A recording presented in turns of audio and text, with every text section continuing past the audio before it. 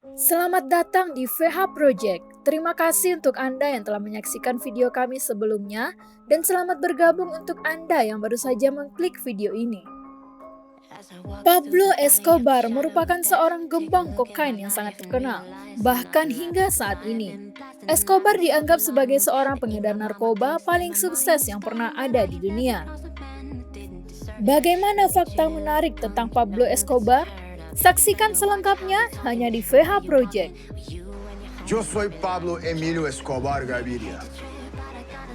Mis ojos están en todos lados. Un día yo voy a ser presidente de la República de Colombia.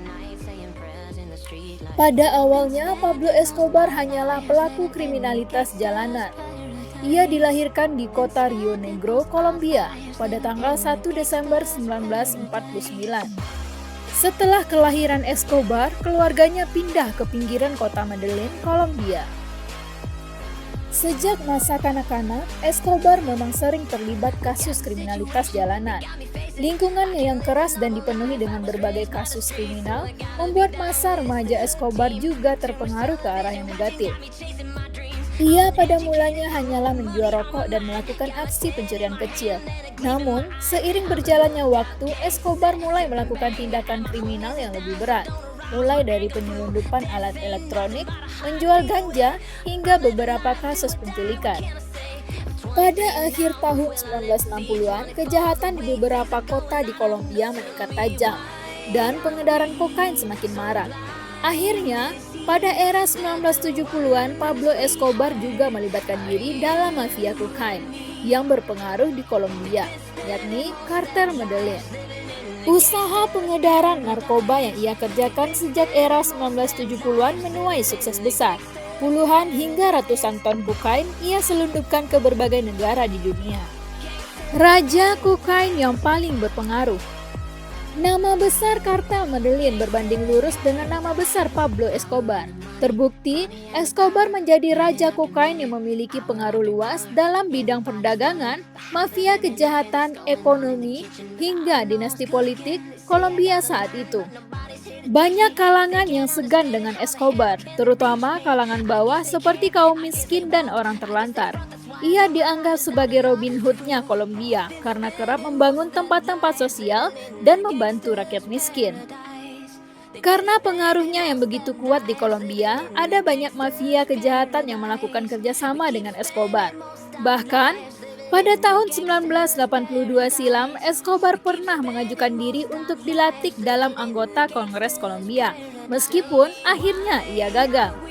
Banyak kalangan berpendapat bahwa ambisi politik Escobar yang telah menghancurkan karir dan kehidupannya sebagai bandar narkoba.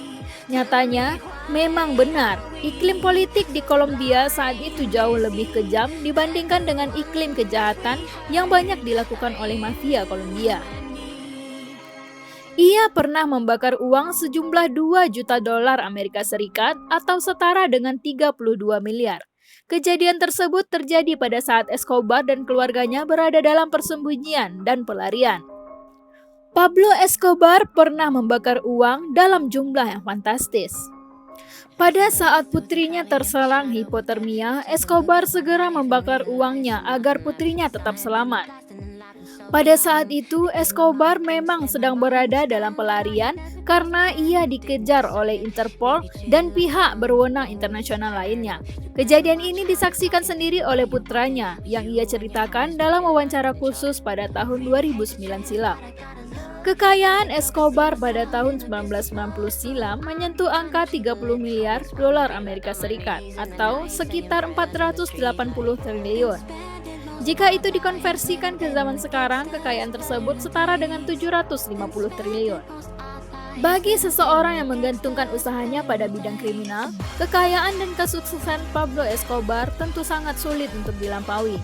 Pablo Escobar melalui Kartel Medellin juga merupakan satu-satunya gembong narkoba yang dapat memenuhi kuota 80% pemasokan kokain di seluruh dunia. Dengan jumlah rutin pasokan kokain yang ia selundupkan ke berbagai negara, tak mengherankan jika ia memiliki kekayaan yang fantastis. Namun, tetap saja kehidupannya tak pernah tenang.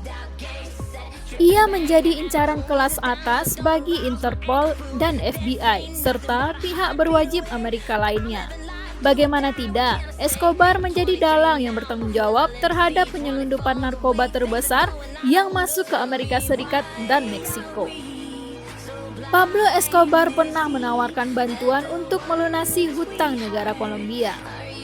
Mungkin hal ini terjadi sebagai satu-satunya dalam sejarah saat seorang kriminal dan gembong kokain menawarkan bantuan pelunasan hutang terhadap negaranya. Namun, hal itu ia lakukan dengan syarat yang mutlak. Dicatat dalam Britannica, Escobar menawarkan bantuan dana untuk pelunasan hutang negara sebesar 10 miliar dolar Amerika Serikat atau setara dengan 160 triliun. Namun, ia harus diberikan kebebasan dari perjanjian ekstradisi apapun. Kejadian ini terjadi pada era 1980-an, saat Kolombia memang tengah memiliki hutang yang cukup besar kepada Bank Dunia. Upaya suap yang dilakukan Escobar ditolak mentah-mentah oleh pemerintahan Kolombia. Tak menyerah, Escobar kembali mengajukan penawaran 2 kali lipat, dan hasilnya juga sama. Suap ratusan triliun tersebut ditolak oleh pemerintah Kolombia. Pembebasan ekstradisi ini sangat penting bagi Escobar, karena saat itu ia menjadi buronan yang diburu oleh Amerika Serikat.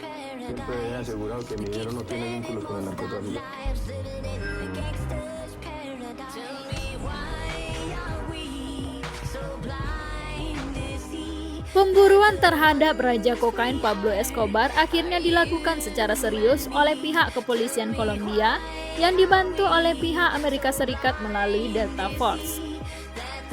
Pablo Escobar akhirnya tewas pada 2 Desember 1993 akibat tembakan yang dilancarkan oleh pihak kepolisian Kolombia. Los Angeles Times memberitakan bahwa setelah berakhirnya era Escobar, pemberantasan narkoba di perbatasan negara Amerika Serikat telah menjadi tugas dan misi utama bagi pasukan keamanan militer Amerika Serikat. Pablo Escobar memang sejak awal menjadi target buruan aparat kepolisian, karena pengaruh Escobar yang sangat kuat di negaranya membuatnya sulit tersentuh oleh hukum. Tercatat bahwa tindak pidana yang dilakukan oleh Escobar bukan hanya sebagai produsen dan pengedar narkoba saja, namun juga pembunuhan berencana, suap, hingga membunuh ribuan orang. Itulah fakta menarik tentang Pablo Escobar, seorang gembong narkoba legendaris yang sangat berpengaruh di zamannya. Meskipun ia telah sukses secara finansial, ternyata hidupnya tak pernah tenang. Semoga saja tak pernah ada lagi Pablo Escobar kedua, ketiga, dan seterusnya. Terima kasih untuk Anda yang telah menyaksikan video ini. Sampai jumpa di video selanjutnya.